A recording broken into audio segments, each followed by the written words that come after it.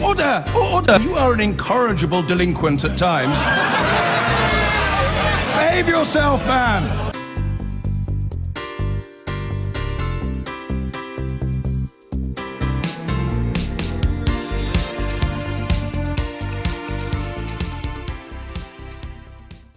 A nun has described how an elderly Catholic priest was forced to kneel before he was murdered by two men who stormed his church this morning on the outskirts of Rouen in northern France. The attackers, who the militant Islamic State group quickly claimed were their so-called soldiers, took several people hostage before they were shot dead by police. The president of France, François Hollande, condemned what he called a cowardly assassination and pledged to fight ISIS by all means. Porrick O'Brien has this report. The new wave of terrorism in Europe crossed a new line this morning. During Mass in the Rouen suburb of Saint-Étienne-de-Rouvray, 85-year-old Father Jacques Hamel was murdered. Two men interrupted the service. They held the priest and 4 other people hostage. Police sources said the killers had slit the priest's throat. One of the other hostages was critically wounded. Another, a nun called Sister Danielle, escaped and gave a harrowing account of what happened around the altar. Vous savez, dans l'église ce matin, tout le monde criait, mais arrêtez, vous vous rendez pas compte ce que vous faites, enfin, arrêtez, arrêtez, et puis, il n'y a rien eu, hein. Ah non, ils l'ont forcé à se le mettre à genoux, et puis, et lui, il a voulu se défendre, et c'est là que le drame a commencé. En plus, c'était enregistré aussi, hein, parce qu'il a fait comme un peu un sermon autour de l'autel, en arabe. Within hours, the Amaq news agency linked to so-called Islamic State said its, quote, soldiers had carried out the attack. Both assailants were later shot dead by police in front of the church. A church, a community, the focus of Father Jacques' lifetime of service. C'était quelqu'un de très vif. He was full of life and zeal, always ready to help, always running around. His desire was to spread the message he consecrated his life to. He never thought that consecrating his life in this way would mean he would die while celebrating Mass, which is about a message of love. Father Jacques was part of the DNA of this town, along with his friend, the mayor. He held on to President Hollande as he visited today.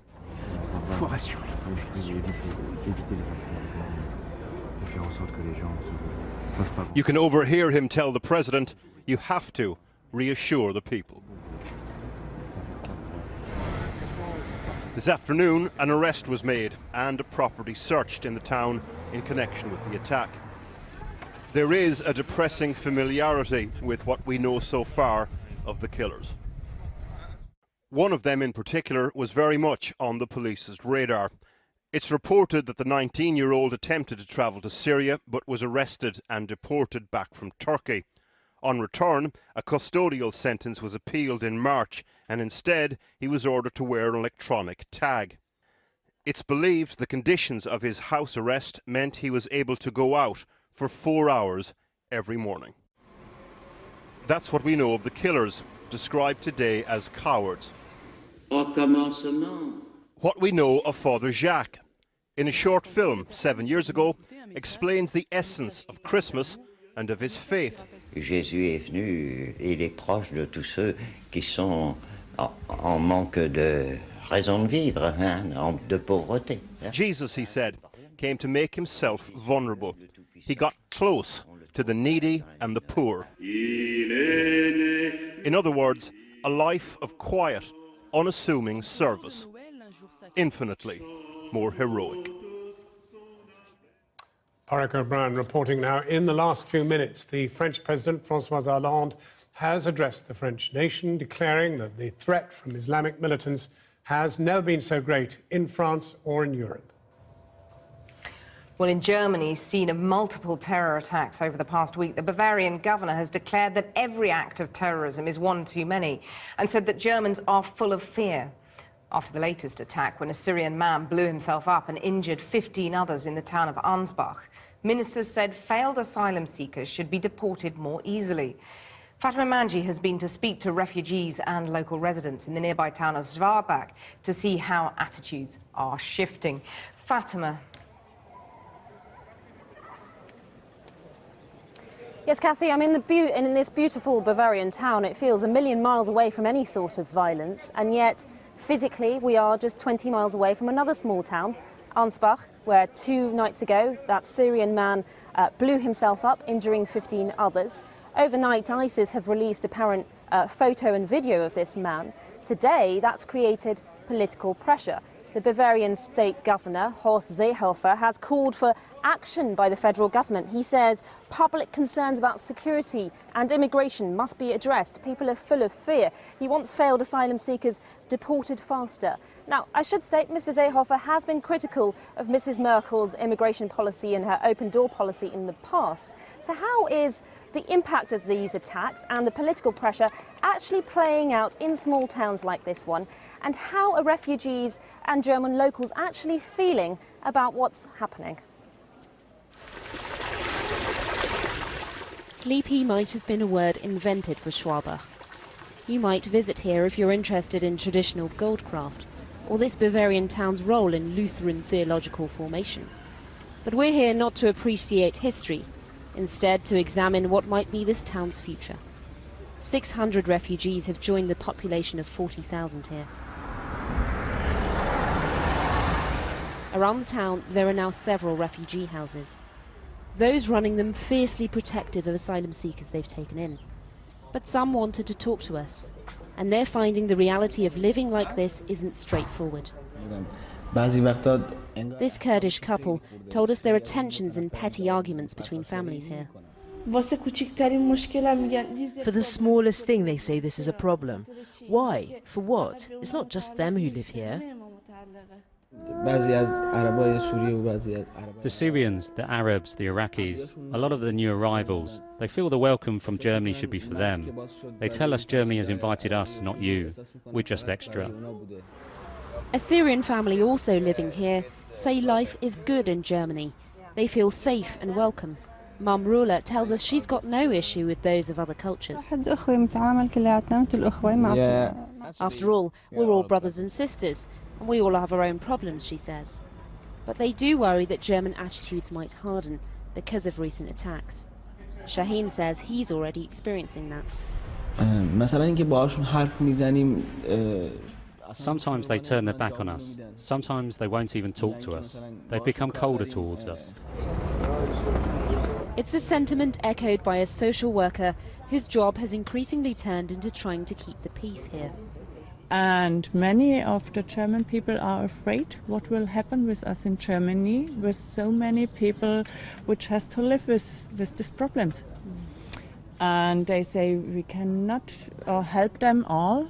Suzanne worries about new arrivals who experience psychological problems. She believes this has played a role in recent violence and can see how fragile some of the people here are.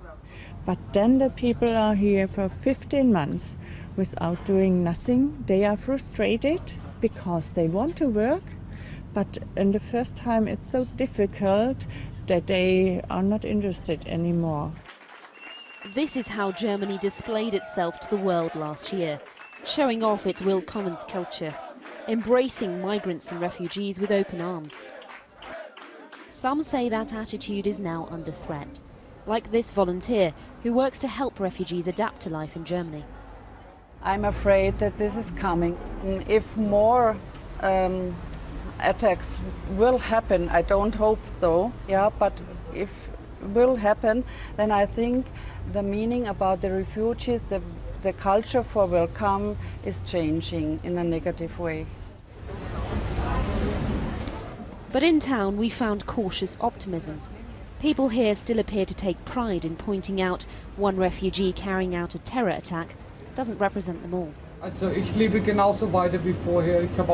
I'm living life exactly like I was before. I'm not scared.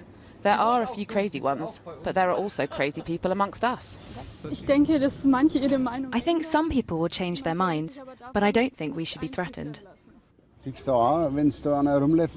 Some people will see others with a rucksack and look at them suspiciously. That's a bad situation. Of course you feel threatened because it's close to my homeland and you think about it a lot. Thinking is something the whole of Germany, and particularly its leaders, will have to do a lot of. How to integrate large numbers of people and avert tensions, and how to make sure violence doesn't cast a shadow over Germany's welcome culture.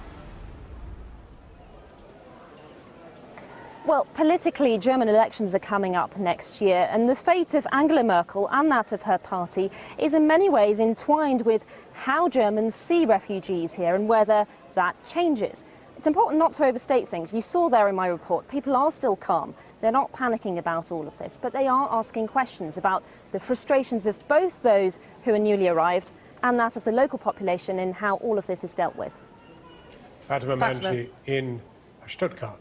Well, now, the wave of brutality that we've seen across France and Germany has shocked many, with questions being asked about security, terrorism, and what can be done to stop further attacks. Joining us now from Stuttgart is Rukmini Callimachi, foreign correspondent of the New York Times, and Tariq Ramadan, professor of contemporary Islamic studies at Oxford University.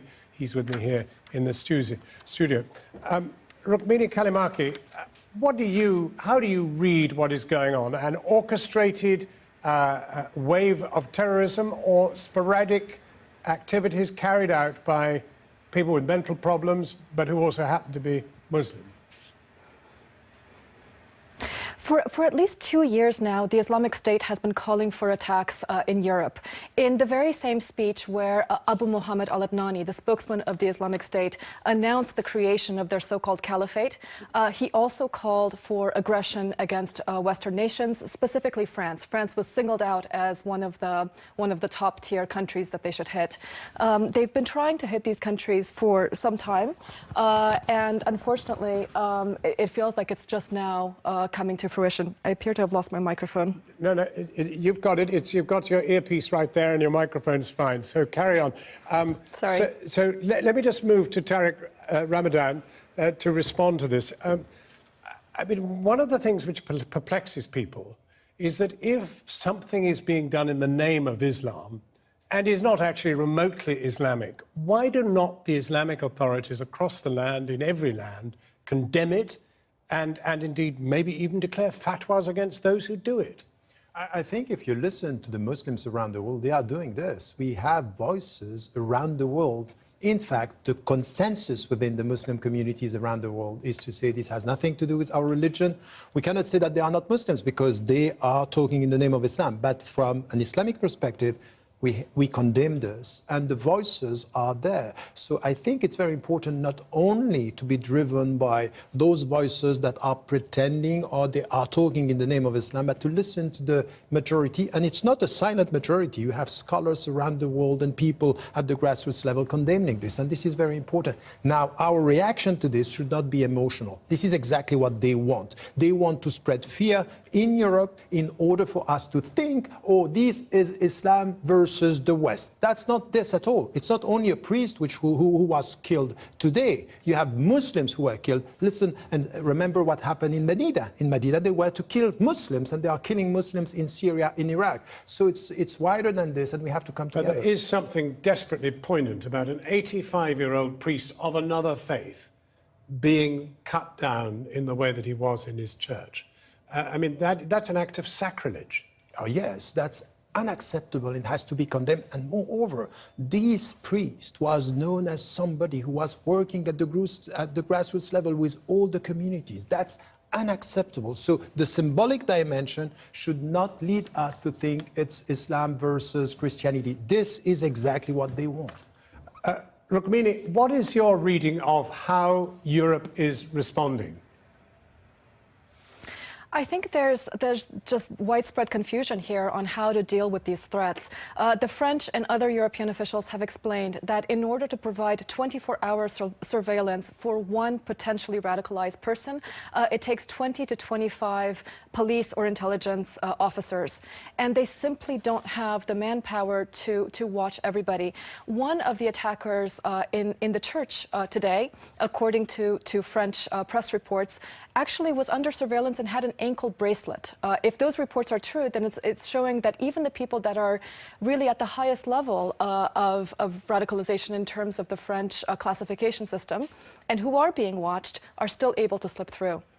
And therefore, Professor Ramadan, why I mean, do you sense then that what is happening is that a call has gone out and mentally vulnerable people who happen to be Muslims are responding and taking action? Or is there something even more organized than that? No, what we know at the grassroots level is not really organized. You have individuals, and this is why it's very difficult. It's very difficult to know how to deal with this. So the Islamic State is an infection rather than an organization? Exactly. There is an organization, but but the way it's not here. Exactly. The way they are dealing, the way they are manipulating minds through internet in a very professional way, this makes it very difficult for us to know how to react. Having said that now, our reaction should not be emotional. It should not be, for example, what we heard from some voices, and it's good to listen to some average German people saying, look, this has nothing to do with migrants. This has nothing to do with the whole picture. We have to deal with individuals. And at the same time, we also have to think about the reasons of violence around the world. It's not the right answer for me coming from France to say we are going to attack them and to bombard more ISIS. I think this is very dangerous. Rukmini, what are the German authorities saying about what they're now going to do?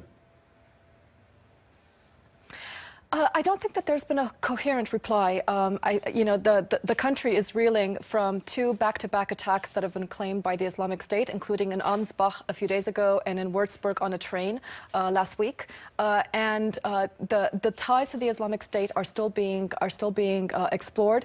What is clear in both of those instances, however, is that even though the initial reporting suggested that they might have acted alone, in both of those instances, we know that the attackers recorded interviews on their cell phones and were able to upload them either directly or through an intermediary to the Islamic news agency, which has become ISIS's premier propaganda channel on the encrypted app Telegram. So it immediately opens up the question of if we're calling these people lone wolves, then how is it that they have a direct or indirect way of contacting this propaganda channel? I can say as a reporter, I've been trying to contact the Islamic news agency for over a year, and it's not anybody that can get a hold of them. Just very briefly, let me ask you as an American who's come in, to Europe to go over your patch that you often worked on before, but there have been killings in America, and at least as many people killed, if not more. But they're not part of any kind of message from any organization or disorganization.